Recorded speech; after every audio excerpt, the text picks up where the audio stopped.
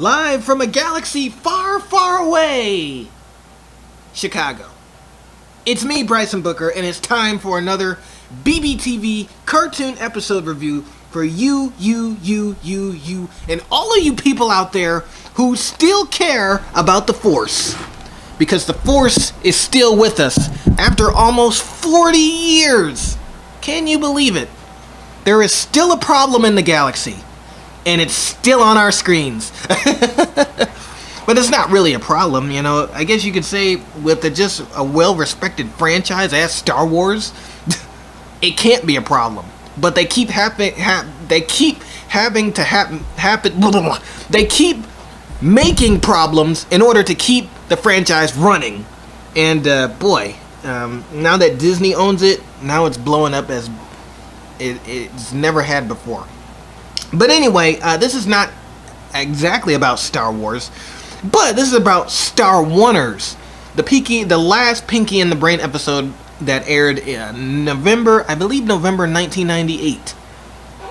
And so again, this is the final Pinky and the Brain episode, and honestly, guys, it really should have been the final Animaniacs episode. So this is kind of a crossover, even though Pinky and the Brain is from Animaniacs anyway. I guess they found it to be a crossover between Pinky and the Brain and Animaniacs characters melded together in one final goodbye. That's basically a Star Wars parody. And that's really what Star Wanners is. And boy, did they hit this one on the nail. This honestly should have been the last Animaniacs episode because it's literally the best for last. They put their heart into it. They put their foot in it, and it's definitely in my mind a memorable Animaniacs episode. You know, yeah, you could consider it to be a Pinky and the Brain episode, but Pinky and the Brain was a spinoff of Animaniacs, basically, in a sense. So I honestly count it as an Animaniacs episode. And in my mind, I count it as the final episode because it's that good.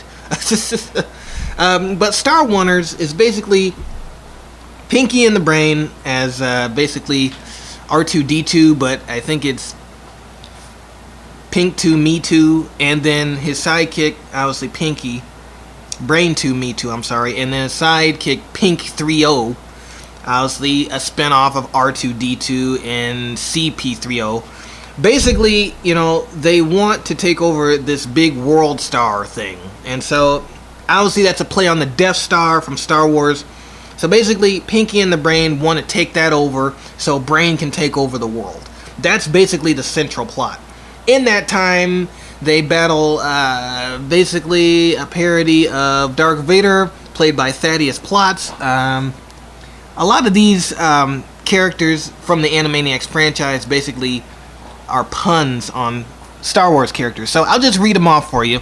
So we obviously have the Brain as Brain 2 Me 2, Pinky as 3 Pinky O, Dot as Princess Dot, Wacko as Whack Skylicker, who basically saves his sister, which is Princess Dot, you know, and also technically saves the world with his gooky and his comedy. We have Wacko as, I just said that, Yakko as Yak Solo, a parody of Han Solo. Obviously, Slappy as Slappy Wanna Nappy, who basically helps Pinky, the Brain, and Whack Skylicker in their quest for comedy to save, you know, Thaddeus Plotz from broadcasting bad things on the World Star, or the, you know, I forget what they call it, the World Star? It's not, it's definitely a parody of the Death Star. There we go, the Megastar, I'm sorry. Thank God for IMDb. But the Megastar. So we have Thaddeus Plotz as Girth Plotz, obviously a parody of Darth Vader, he's the villain. Dr. Scratch and Sniff as Grand Motif. Chicken Boo as Chew Boo Boo, obviously a parody of Chewbacca. Skippy as Skipota, a parody of Yoda. Basically, Skipota is in the episode, and Whack Skylicker, Pinky and the Brain go to him to get secrets of how to defeat Girth Plotz, you know, to save the Megastar.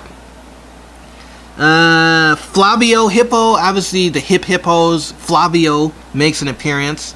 as Flabby the Buff, which is a parody of Jabba the Hutt. Hello Nurse as the female clone. Ralph as a male clone. Pip, who plays himself. Mindy as Anjawa, which is a parody of Jawa from Star Wars. And the Good Feathers, which are basically stormtroopers. And so, again, this is basically a full-on parody of Star Wars. Basically, the first 3 movies, I believe A New Hope, The Empire Strikes Back, and one more, and Return of the Jedi. So the first 3 Star Wars movies, this episode basically attempts to parody. And boy, does it do a good job. I love the writing. I love the clever comedy of Animaniacs. It's seen here. The references.